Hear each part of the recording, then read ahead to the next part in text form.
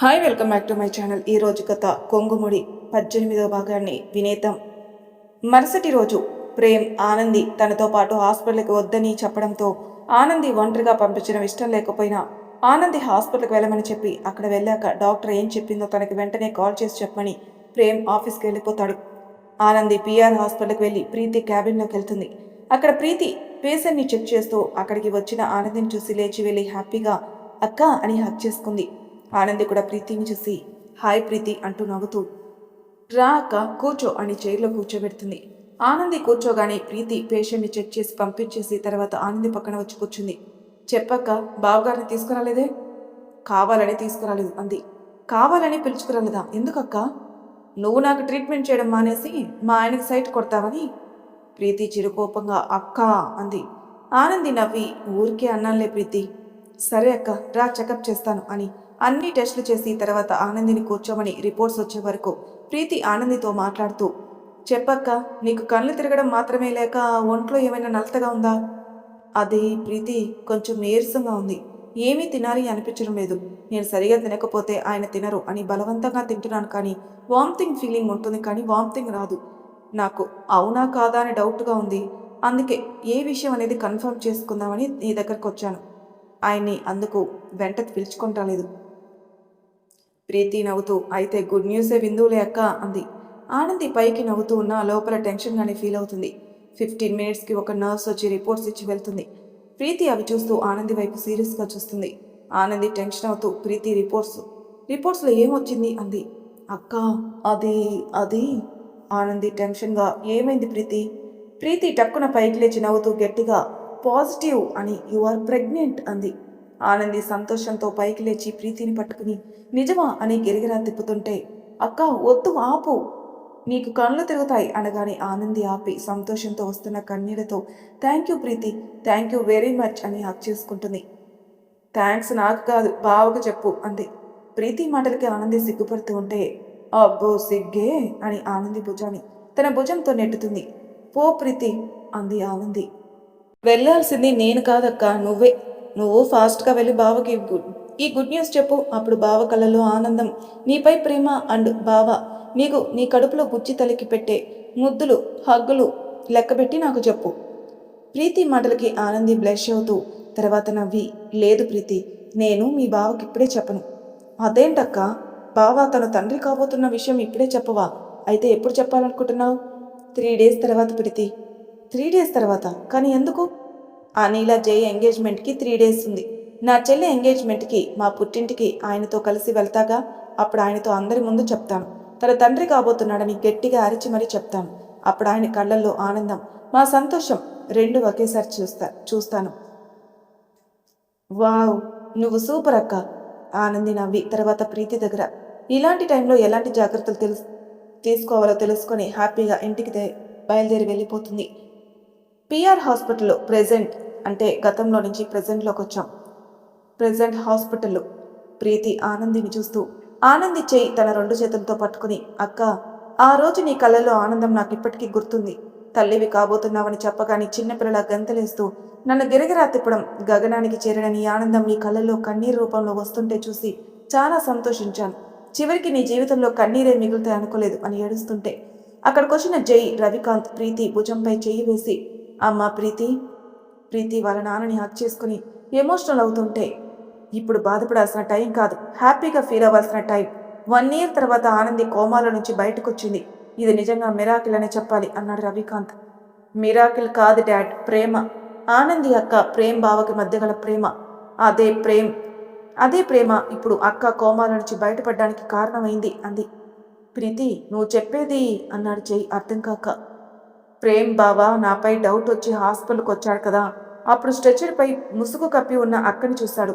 అది జరిగింది చెప్పి అలా ప్రేమ్ బావ అక్క చేయి పట్టుకోగానే బావ స్పర్శకి అక్క గుండె స్పందించింది.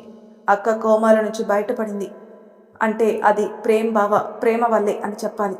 నిజంగా వీళ్ళ ప్రేమ చాలా గొప్పది డాడ్. అందుకే చనిపోవాల్సిన అక్క బ్రతికింది, అది కూడా ప్రేమ్ బావ కోసం. అవును ప్రీతి, ప్రేమ్ ఆనందిల మధ్య ఉన్న ప్రేమే వాళ్ళని ఒకటి చేస్తుంది అన్నాడు రవికాంత్. లేదంకుల్, వాళ్ళ ప్రేమ ఓడిపోబోతుంది అన్నాడు జై. రవికాంత్ ప్రీతి ఇద్దరూ జై వైపే చూస్తారు. జై ప్రేమ్ మళ్ళీ పెళ్లి చేసుకోబోతున్నాడు అన్నాడు. రవికాంత్, ప్రీతి షాక్ అయి వాట్ అన్నారు. ఎస్, ప్రేమ్ పెళ్లి చేసుకోబోతున్నాడు అన్నాడు జై. అసలు ఏం జరిగింది జై అని అడిగాడు రవికాంత్. జై జరిగింది చెప్పాక అది విని ప్రీతి బాధపడుతుంటే రవికాంత్ మాత్రం ఆలోచనలో పడతాడు. డాడ్, ఇప్పుడు ఏం చేయాలి? బావ ఇలాంటి డెసిషన్ తీసుకున్నదంటే నమ్మలేకపోతున్నాను అంది ప్రీతి. రవికాంత్ జై వైపు చూసి ఇద్దరు ఒకేలా ఫీల్ అయినట్లు కనురెప్పలు ఆర్పుకుంటారు. రవికాంత్ నవ్వి ప్రేమ్ పెళ్లి జరగదు ప్రీతి. ఏంటి డాడ్ మీరనేది? అవును ప్రీతి, ప్రేమ్ ఈ నిర్ణయం తీసుకుంది పెళ్లి చేసుకోవడానికి కాదు, ఆనంది గురించి నిజం తెలుసుకోవడానికి అన్నాడు జై. ఎస్, యు ఆర్ రైట్ జై. ప్రేమ్కి నీపై ప్రీతిపై డౌట్ వచ్చింది. ఆనంది ఎక్కడుందో నీకు ప్రీతికి తెలుసని ప్రేమ్ ఫీల్ అవుతున్నాడు. మీరు డైరెక్ట్గా అడిగితే చెప్పరని, పెళ్ళి అని నాటకం ఆడితే మీలో ఎవరో ఒకరని ప్రేమ్ పెళ్లికి ఒప్పుకున్నట్లు యాక్ట్ చేస్తున్నాడు.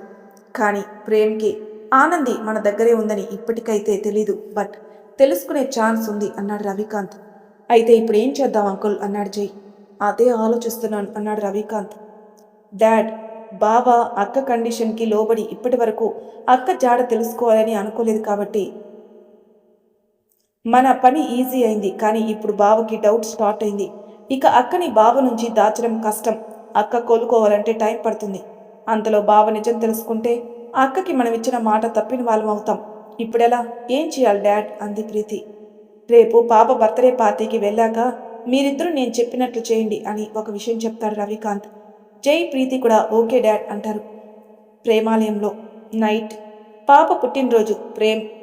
ప్రేమాలయంలో గార్డెన్లో చేయడానికి అన్ని ఏర్పాట్లు చేశాడు. డెకరేషన్ వల్ల పార్టీకి వెలిగిపోతుంది. ప్రేమ్ అనాథాశ్రమం నుంచి పిల్లలకి రప్పించాడు. గార్డెన్లో అందరూ రెడీ అయి గార్డెన్లో ఉన్నారు. ప్రేమ్ పాప కోసం వెయిట్ చేస్తున్నాడు. అంతలో అనిల పాపను రెడీ చేసి తీసుకుని వస్తుంది. జై కూడా తనతో పాటే వస్తున్నాడు. జై అనిల పాపను అలా చూసిన ప్రేమ్ అనిల చేతితో ముద్దుగా ఉన్న తన పాపను చూసి సంతోషం. మరోవైపు అనిల జై అలా నడుచుకుంటూ వస్తుంటే ఒక క్షణం ఆ ప్లేస్లో తను ఆనంది పక్కపక్కనే వస్తూ ప్రేమ్ ఆనంది భుజంపై చేయి వేసుకుని పాపని ఆనంది ఎత్తుకుని సంతోషంగా నడుచుకుంటూ వస్తున్నట్లు ఊహించుకుని అలా తన లైఫ్ లేనందుకు బాధతో కన్నీళ్ళు వస్తుంటే అవి ఎవరికీ చూపించకుండా తుడుచుకుంటూ పైకి స్మైల్ చేస్తూ గుండెల్లో బాధని అణుచుకుంటూ ఉండగా అనిల జై తన దగ్గరికి వస్తారు.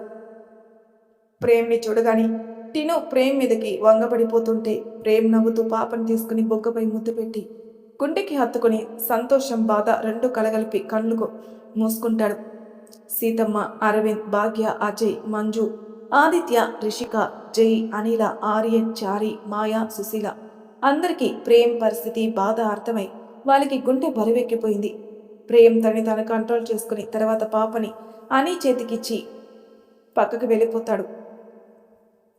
ప్రేమ్ ఒకచోట ఒంటరిగా ఉండడం చూసిన ఆదిత్య, జై, చారి తన దగ్గరికి వెళ్తారు. ప్రేమ్, నువ్వు పాప బర్త్డే రోజు ఇలా బాధపడడం ఏం బాలేదు అన్నాడు ఆదిత్య. అవును, గెస్ట్లు అందరూ వస్తున్నారు. మిమ్మల్ని చాలా ఇలా చూస్తే వాళ్ళు ఏమనుకుంటారు? కనీసం పాప ముఖం చూసైనా హ్యాపీగా ఉండండి సార్ ప్లీజ్ అన్నాడు చారి.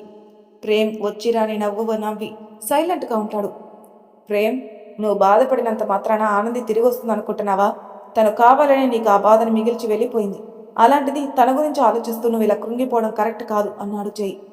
ప్రేమ్ జై మాటలకి షాక్ అవుతాడు. ఆదిత్య బాధగా అనిపిస్తున్నా అవును ప్రేమ్, నిన్ను కాదని వెళ్ళిపోయిన అమ్ముని మర్చిపో. ప్రేమ్ కోపంగా ఆదిత్య వైపు చూస్తాడు. భాగ్య, అనిలా వచ్చి ప్రేమ్ మీరంతా ఇక్కడ ఏం చేస్తున్నారు? ప్రేమ్, అక్కడ ఎవరో నీకు జైకి బాగా తెలుసంట. ఆయన డాక్టర్ రవికాంత్ వాళ్ళ అమ్మాయి ప్రీతి వచ్చింది. మీరెక్కడా అని అడిగారు. మీరు వెళ్ళి రిసీవ్ చేసుకోండి అనగానే ప్రేమ్ జై ఒకరినొకరు చూసుకొని ఇద్దరు రవికాంత్ ప్రీతి దగ్గరికి వెళ్ళి విష్ చేస్తారు. ప్రేమ్, నువ్వు మళ్ళీ పెళ్లి చేసుకోబోతున్నావు అంట కదా, విన్నాను అన్నాడు రవికాంత్. ప్రేమ్ జై వైపే చూస్తాడు. తిరిగి రవికాంత్ వైపు చిన్నగా స్మైల్ చేస్తాడు. ప్రేమ్ గారు, నాకు కొంచెం తెలుసు. తర్వాత జై పూర్తిగా చెప్పాడు. మీరు ఆనంది అక్క విడిపోయారని చాలా బాధేసింది, బట్ కొంచెం హ్యాపీగా ఉంది. మీరు మళ్ళీ పెళ్లి చేసుకోవాలని డిసైడ్ అయ్యారని తెలిసి. ఎందుకంటే ఇప్పుడు మీ లైఫ్లో ఆనంది లేదు కదా, నేను ట్రై చేసుకోవచ్చుగా అని సిగ్గుపడుతుంటే ప్రేమ్ స్టన్ అయి మనసులో వీళ్ళేంటి రివర్స్లో వస్తున్నారు, ఛ, నా ప్లాన్ అంతా పాడైంది అనుకుంటాడు. ఏం ఆలోచిస్తున్నావు ప్రేమ్? నీకు ఓకే అయితే నా కూతురు నీకిచ్చి పెళ్లి చేయడానికి నాకు ఎటువంటి అభ్యంతరం లేదు అన్నాడు రవికాంత్. జై నవ్వుతూ చేసుకో ప్రేమ్, ఎలాగో ఇంట్లో వాళ్ళ సంబంధాలు చూస్తున్నారుగా. నాకు ప్రీతి గురించి బాగా తెలుసు, చాలా మంచి అమ్మాయి. నీకు మంచి భార్య, పాపకి మంచి తల్లి అవుతుంది, నాది గ్యారంటీ అంటాడు. ప్రేమ్ జై వైపు సీరియస్గా ఒక లుక్ ఇస్తాడు. రవికాంత్ చూడడంతో జై, ప్రీతి నువ్వు నాతో రా, నా భార్యని మా ఇంట్లో వాళ్ళని పరిచయం చేస్తాను అనగానే ప్రీతి జై వెనకాల వెళ్ళిపోతుంది. ప్రేమ్ నీ గురించి జై చెప్పింది విని నేను చాలా ఊహించుకున్నాను. అంకుల్ నేను పెళ్లి చేసుకోలేను అన్నాడు ప్రేమ్. అంటే ప్రేమ్ నా కూతురు నీకు నచ్చలేదా అన్నాడు. అసలు నేను పెళ్లి చేసుకోదలుచుకోలేదు అంకుల్ అన్నాడు. నీ ఉద్దేశం? నేను ఊరికే నా ఫ్యామిలీతో అబద్ధం చెప్పాను, నిజానికి పెళ్లి కాదు కదా, ఆ ఆలోచన కూడా నా మైండ్లోకి రాదు అన్నాడు ప్రేమ్. అంటే లైఫ్ లాంగ్ ఇలాగే ఒంటరిగా ఉండిపోతావా? ప్రేమ్ నవ్వి, అలా అని నేను చెప్పలేదు అంకుల్. ఆ రాముడులాగే నాకు ఒకే ఒక సీత, అది ఆనంది మాత్రమే. నా మనసులో స్థానం నా ప్రేమ, నా భార్య ఆనందికి సొంతం. ఎప్పటికైనా తను తిరిగి నా దగ్గరికి వస్తుందన్న నమ్మకం నాకుంది. ఓ అవునా? ఒకవేళ నీ నమ్మకమే నిజమై నీ భార్య తిరిగి నీ దగ్గరికి వస్తే ఆ రాముడిలాగా అగ్ని పరీక్ష పెడతావా? ప్రేమ్ కోపంగా రవికాంత్ని చూసి తర్వాత కూలై చిన్నగా స్మైల్ చేసి, అంకుల్ ఆ రాముడిలాగే నాకు ఒకే సీత అన్నంత మాత్రాన నాది ఆ రాముడి బాట అనుకోకండి. ఆ రాముడు లోకులు మాటలు విని సీతకి పరీక్ష పెట్టాడు. అదే లోకులు నా ఆనంది వైపు వేలు చూపిస్తే ఆ వేలు విరిచి ఆ అగ్నిలో వాళ్ళని ఆహుతి చేస్తా అంటాడు కోపంగా. రవికాంత్ ప్రేమ్ మాటలకు చాలా హ్యాపీగా అనిపిస్తాయి. అంతలో అక్కడికి వచ్చిన అనిల, బావా కేక్ కటింగ్కి టైం అవుతుంది, అందరూ నీ కోసం వెయిట్ చేస్తున్నారు, రా బావా వెళ్దాం అని చేపట్టుకొని లాక్కుని వెళ్తుంది. ప్రేమ్ వెళ్తూ, అంకుల్ మీరు కూడా రండి అన్నాడు. వస్తాను పదా ప్రేమ్ అని వెళ్తూ ఉన్న ప్రేమ్ని చూసి నవ్వుతూ మనసులో, నువ్వు నాతో నీ మనసులో మాట కావాలని చెప్పావని నాకు తెలుసు ప్రేమ్, కానీ నీకు నేను నిజం చెప్పలేను, బట్ త్వరలో ఆనంది మాత్రం మీ దగ్గరికి పంపిస్తాను, ఎస్ అనుకుంటాడు. అందరి సమక్షంలో ప్రేమ్ పాపని ఎత్తుకుని కేక్ కటింగ్ చేస్తాడు. పాపకి కేక్ కొచ్చి తినిపించి తర్వాత ముద్దు పెట్టి హ్యాపీ బర్త్డే చిట్టి తల్లి అంటాడు. తర్వాత గెస్ట్లన్నీ విష్ చేస్తూ వాళ్ళకి మర్యాదలు చేస్తూ ఉండగా పార్టీకి వచ్చిన ఆనంది ఫ్రెండ్స్ జాను, లక్కీ, అక్కి కూడా అనిల, రిషి, మాయలతో మాట్లాడుతూ ఉంటారు. అలా బర్త్డే పార్టీ అయిపోతుంది. తర్వాత ప్రేమ్ ఆనంది కోసం చాలా ట్రై చేస్తూ ఉంటాడు. జైకి ప్రేమ్ మైండ్ సెట్ తెలుసు కాబట్టి రవికాంత్ సాయంతో ప్రేమ్కి నిజం తెలియకుండా జాగ్రత్తగా ఆనందికి ట్రీట్మెంట్ చేస్తూ ఉంటారు. అలా రోజులు గడుస్తుండగా ప్రేమాలయంలో ఇంట్లో నిశ్చితార్థం ఏర్పాట్లు బ్రహ్మాండంగా జరుగుతున్నాయి. అందరూ ఎవరి పనుల్లో వాళ్ళు బిజీగా ఉన్నారు. ఊరు నుంచి చారీ పేరెంట్స్ కూడా వచ్చారు. మాయాకి ఎవరూ లేకపోవడంతో ప్రేమ్ మాయాకి అన్నయ్య స్థానంలో ఉండి అన్నీ చూసుకుంటున్నాడు. అందరి సమక్షంలో చారీ, మాయా రింగులు మార్చుకుంటారు. అందరూ కొత్త జంటని ఆశీర్వదిస్తుంటే ప్రేమ్ హ్యాపీగా చూసుకున్నాడు. తర్వాత చారీని ఆదిత్య, జై, ప్రేమ్ హగ్ చేసుకుని విష్ చేస్తుంటారు. అంశు బాలుతో ఆడుకుంటూ ఉండగా బాలు గుమ్మం దగ్గరికి వెళ్తుంది. దాన్ని తీసుకుంటూ అప్పుడే గుమ్మం దగ్గర వచ్చి నిలబడిన వ్యక్తిని చూసి నవ్వుతూ గట్టిగా ప్రేమ్ మావయ్య అంటాడు. ప్రేమ్తో సహా అందరూ అంశు వైపే చూస్తారు. అంశు గుమ్మం వైపు చేయి చాచి ఆనంది అత్తయ్య వచ్చింది మావయ్య అంటాడు. అంతే, ప్రేమ్ గుమ్మం దగ్గరే బయట నిలబడ్డ ఆనందిని చూసి షాక్ అయి తన కళ్ళని తనే నమ్మలేక అలాగే చూస్తూ ఉండిపోతాడు. ఇంట్లో అందరూ ఎందుకొచ్చిందా అన్నట్లు ఆనందిని కోపంగా చూస్తున్నారు, జై తప్ప. ప్రేమ్ మాత్రం తనని వదిలి వెళ్ళిపోయినందుకు ఒక కంట్లో బాధతో, తన ప్రాణం మళ్ళీ తిరిగొచ్చినందుకు మరో కంట్లో సంతోషంతో కన్నీళ్లు వస్తుంటే తనని అందరూ కోపంగా చూస్తున్న ఆనంది మాత్రం ప్రేమ్ని ఆనందంతో వస్తున్న కన్నీళ్లతో చూస్తూ ఉంది. పరిగెత్తుకుంటూ వెళ్ళి ప్రేమ్ని హక్ చేసుకోవాలని, తన బాధ తగ్గేంత వరకు ప్రేమ్ పట్టుకొని ఏడవాలని అనిపిస్తున్న ఆనంది గుమ్మం దగ్గర నిలబడి నిస్సహాయంగా దీనంగా ప్రేమ్ని చూస్తూ ఉంది. అరవింద్కి తన కూతుర్ని ఇన్ని నెలల తర్వాత చూసినా దగ్గరికి తీసుకోలేని పరిస్థితిలో ఉన్నందుకు బాధగా అనిపిస్తుంటే భాగ్యకి, ఆదిత్యకి, అనిలకి కోపం కట్టలు తెంచుకుని వస్తుంటే కంట్రోల్ చేసుకుంటూ ఉన్నారు.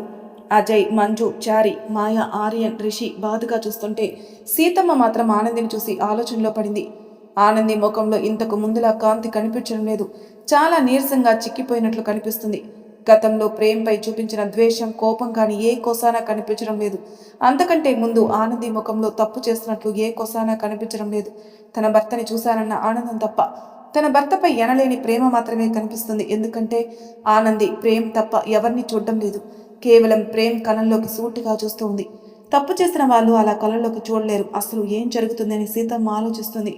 నిజం చెప్పాలంటే ప్రేమ్ కూడా ఆనందిని చూస్తూ ఇదే ఆలోచిస్తుండగా ఆనంది దగ్గరికి వెళ్ళి తన చేయి పట్టుకుంటాడు అంశు. ఆనంది తల తిప్పి అంశు వైపే చూస్తుంది. బయటే ఆగిపోయావేంటత్తా, లోపలికి రా అని అంశు అనగాని ఆనంది సంతోషంతో అంశుని హక్ చేసుకుని నుదుటిపై ముద్దు పెట్టుకుని కళ్ళీలు తుడుచుకుంటూ అంశు భుజంపై చెయ్యి వేసి లోపలికి చిన్నగా స్మైల్ చేస్తూ అడుగు పెడుతుండగా భాగ్య కోపంగా ఆగు అంటుంది. అందరూ స్టన్ అయి భాగ్య వైపే చూస్తారు. ఆనంది ఆగిపోయి అమ్మా అంటుంది. ఎవరే నీకమ్మా? నా కూతురు చచ్చి చాలా కాలమైంది అంది భాగ్య. ప్రేమ్ భాగ్య మాటలకి పిడికిలి బిగించి కళ్ళు మూసుకుంటాడు. ప్లీజ్ అమ్మా అలా అనకు అంది ఆనంది. నన్ను ఇంకోసారి అమ్మ అన్నావంటే చంపేస్తాను. నువ్వు నన్ను అలా పిలిచే అర్హత ఎప్పుడో కోల్పోయావు. నువ్వు ఇంట్లోకి రావడానికి వీల్లేదు, వెళ్ళిపో ఇక్కడి నుంచి అంది. ప్రేమ్ కోపం రాను పెరిగిపోతుంది. జైకి కోపం వస్తున్నా ఏం మాట్లాడలేకపోతున్నాడు. ఆనంది భాగ్య మాటలకి ప్రేమ్ వైపే చూస్తుంది. ప్రేమ్ మౌనంగా ఉండడం చూసి సరే అమ్మా వెళ్ళిపోతాను, కానీ అమ్మ నా పాపను చూడాలనుంది. ఒక్కసారి నా పాపని ఎత్తుకుని తనివి తీరా చూసుకుని ఆ తర్వాత వెళ్ళిపోతాను. ప్లీజ్ అమ్మ ఒక్కసారి నా పాపని చూడనివ్వు, ప్లీజ్ అమ్మ ప్లీజ్ అని ఏడుస్తూ గుమ్మం బయటే మోకాలపై కూర్చుంటుంది. ఆనంది అంత దీనంగా అడుగుతుంటే ప్రేమ్ గుండె బద్దలవుతుంది. అందరికీ భాగ్య ఆదిత్య కూడా ఆనంది అలా బ్రతిమలాడుతుంటే మనసుకు చాలా కష్టంగా అనిపిస్తుంది. అవసరం లేదు, పాపపై నీ నీడ పడ్డానికి కూడా వీలేదు, వెళ్ళిపో ఇక్కడి నుంచి అంటుంది భాగ్య. అక్కడ జరిగేది చూస్తూ కూడా ఆనంది బాధ చూడలేక సుశీల పరిగెత్తుకుంటూ వెళ్ళి బెడ్రూమ్లో నిద్రపోతున్న పాపను తీసుకుని వచ్చి ఆనందికి ఇవ్వడానికి ఆనంది దగ్గరికి వెళ్తుండగా అనిల అడ్డుపడి పాపని లాక్కుని నిన్నెవరు పాపను తీసుకొని రమ్మన్నారు అంది. పాప అనగానే కూర్చుని ఏడుస్తున్న ఆనంది తల పైకెత్తి చూస్తుంది. అది అమ్మాయి గారు, ఆనంది అమ్మాయి గారు బాధపడుతుంటే సుశీల మధ్యలో ఆగిపోతుంది. బాధపడనివ్వు, ఇంతకింత బాధపడనివ్వు, తను చేసిన పనికి ఇంకా అనుభవించాలి అని అంటుండగా అనిల మాటలకి ఆనందికి కన్నీళ్ళు ఆగడం లేదు. జై కోపంగా అనిల అని కొట్టడానికి చెయ్యెత్తి చెంపని చేరేలోపే అనిల గట్టిగా కళ్ళు మూసేస్తుంది. ఆనంది కంగారుగా పైకి లేచి జై అనేలోపు కోపంగా జై అంటాడు. జై కొట్టకుండా ఛ అని చెయ్యి దించేస్తాడు. ఇదంతా దానివల్లే, ఫస్ట్ దాన్ని మెడపెట్టి బయటికి గెంటేయాలి అని ఆదిత్య వెళ్తుండగా ప్రేమ్ కోపంగా గట్టిగా స్టాప్ ఇట్ బావా అని అరిచేసరికి ఆదిత్యతో సహా అందరూ ఉలిక్కి పడతారు. ప్రేమ్ కోపంగా వెళ్ళి గుమ్మం బయటున్న ఆనంది చేయి పట్టుకొని ఇంటి లోపలికి లాక్కొని వచ్చి ఆనంది చేతిని వదిలేస్తాడు. ఆనంది గిర్రున వెళ్ళి పడిపోతుంటే మాయ పట్టుకుంటుంది. ఆనందికి కళ్ళు తిరిగినట్లు అనిపించిన తనని తాను కంట్రోల్ చేసుకుని నిలబడి ప్రేమ్ వైపు చూస్తుంది. ప్రేమ్ రియాక్షన్కి అందరూ షాక్ అయ్యి అలా చూస్తున్నారు. ప్రేమ్ కోపంగా ఆనంది ముందుకు వెళ్ళి నిలబడి అసలు ఏమనుకుంటున్నావే నువ్వు? నీకు పిచ్చి అనాలో మెంటల్ అనాలో లేక అంతకుమించి ఏ పదం వాడాలో తెలియలేదు. నీ ఇంట్లోకి నువ్వు రావడానికి పర్మిషన్ నీకు కావాలా? భాగ్యతో సహా అందరూ షాక్ అవుతారు, ఒక్క సీతమ్మ తప్ప. నిజానికి ఆనంది కూడా షాక్ అయింది. తను ఊహించిన విధంగా ప్రేమ్ మాట్లాడుతుంటే.